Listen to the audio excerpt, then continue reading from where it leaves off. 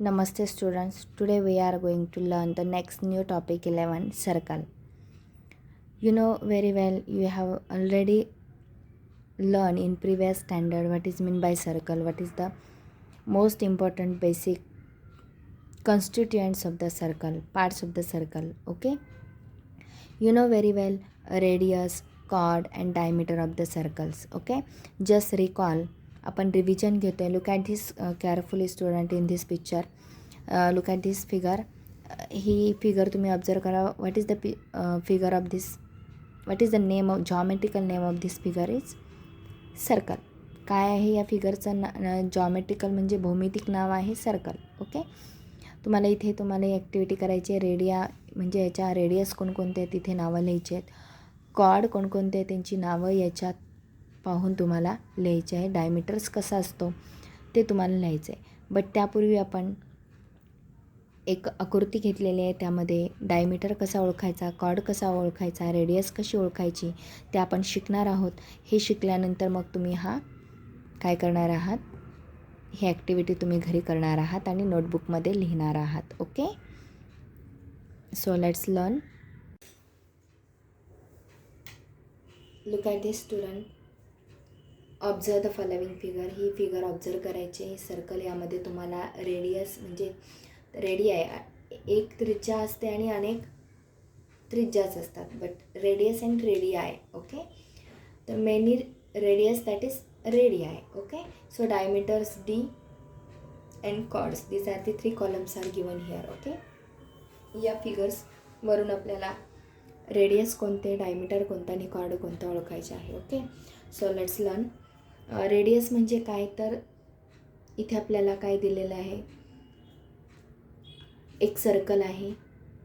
Okay, this is a circle. The centre of circle, the central point, the central point of a circle is P. Okay, P हा एक केंद्रबिंदू असणारा वर्तुळ आहे. बरोबर आहे. Central point of the circle P. Okay, तर P हे केंद्रबिंदू असणारं काय आहे, एक सर्कल आहे. यामध्ये तुम्हाला रेडिया शोधायच्या आहेत, डायमीटर शोधायचे आणि कॉर्ड शोधायचे. रेडियस म्हणजे काय नेमकं, तर सर्कलच्या सेंट्रलमधून जाणारी आणि सर्कलवरील कोणत्याही बिंदूला जोडणारी जी लाईन असते ती म्हणजे काय, रेडियस. ओके, तर वर्तुळाच्या केंद्रबिंदूतून जाणारी परंतु वर्तुळावरील कोणत्याही एकाच बिंदूला जोडणारी लाईन म्हणजेच त्रिज्या असते. तर ती रेडियस कशी आपण बघतो, त्रिज्या तर कशी लिहिणार, या सर्कलमध्ये कोणती रेडियस आहे, तर पहा पी आणि N. P N segment P N is the radius. Okay, P N ही काय आहे, सेगमेंट पी आणि एन. आता इथे पी हा पॉईंट आहे सेंट्रलमधून जाणारी परंतु जी हाफ असते ती त्रिज्या असते. पहा पी पासून आता इथे एक नाव द्यायचं राहिले. ओके, इथे आपण नाव नेमिंग करायचं राहिलेलं आहे. इथे आपण काय नाव देऊया, एम झालं आहे, डब्ल्यू झालं आहे. आता इथे आपण एस आणि इथे टी असं नाव देऊया. ओके, या पॉईंटला. तर पी पासून टी पर्यंतचे डिस्टन्स आहे, हाफ डिस्टन्स. ओके, जसे की इथे आपण बघतोय हे सर्कल आहे म्हणजे वर्तुळाच्या केंद्रबिंदूतून आणि वर्तुळावरील कोणत्याही एकाच पॉईंटला. तर सपोज हे ओ आहे आणि हा एम आहे, that is O M is a radius. Okay, तसं इथे P T segment P T ही एक रेडियस आहे. ओके, देन पी क्यू ही हाफ आहे. बरोबर आहे, segment P Q. Okay, P Q radius आहे, पी टी रेडियस आहे, पी एन रेडियस आहे. Okay, P N segment P N. आता सेगमेंट पी डब्ल्यू सुद्धा काय आहे, पी डब्ल्यू सुद्धा रेडियस आहे. त्यानंतर पी एम आणि पी एक्स आणि पी क्यू झाली आहे. बरोबर आहे, पी एस या सगळ्या काय आहेत, आपल्या रेडियस आहेत. बरोबर आहे, सेगमेंट पी एस काय आहे, पी टीपासून तुमच्या पी एसपर्यंत ह्या रेडियस आहेत. आता डायमीटर म्हणजे काय, तर रेडियस ही काय असते, फक्त वर्तुळाच्या केंद्रबिंदूतून जाणारी आणि वर्तुळावरील कोणतेही एका बिंदूला छेदणारी रेषा म्हणजे ती त्या वर्तुळाची त्रिज्या असते, रेडियस असते. आणि रेडियस हे नेहमी डायमीटरच्या हाफ असते. Okay, radius is always denoted by the letter R. Radius ही नेहमी आर या अक्षराने त्रिज्या दाखवली जाते, डायमीटर डी या अक्षराने दाखवला जातो. बरोबर. तर इथे आपल्याला डायमीटर हा बघायचा आहे. डायमीटर हा त्रिज्येच्या दुप्पट असतो. व्यास हा नेहमी कसा असतो, त्रिज्येच्या दुप्पट असतो आणि त्रिज्या ही व्यासाच्या निमपट असते. हे तुम्ही शिकलेला आहात. ओके.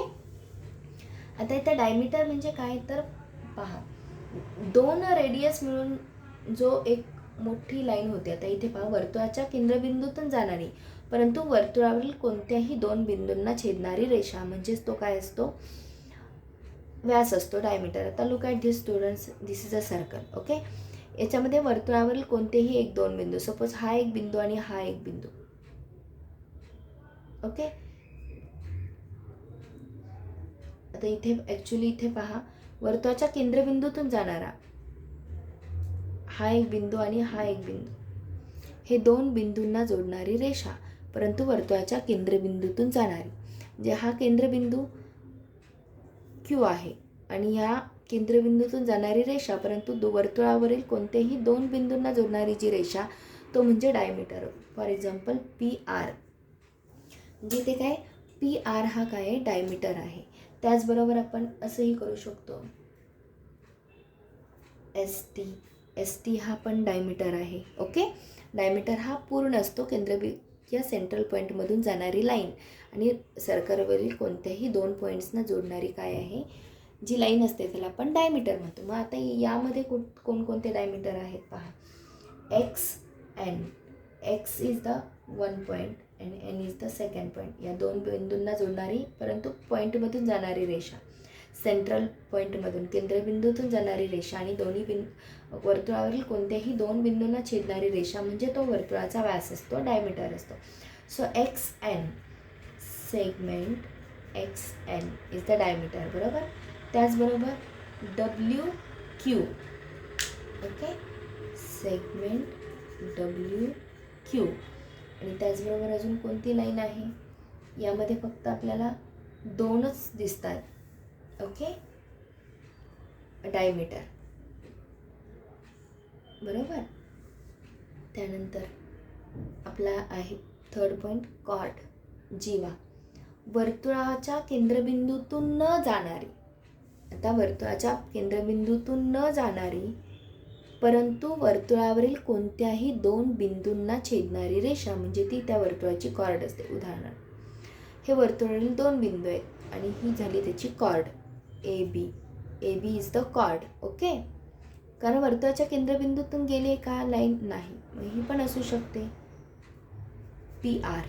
ओके. त्याच्यानंतर काय आहे, ही PA. ओके, ही सुद्धा एक कॉर्ड आहे.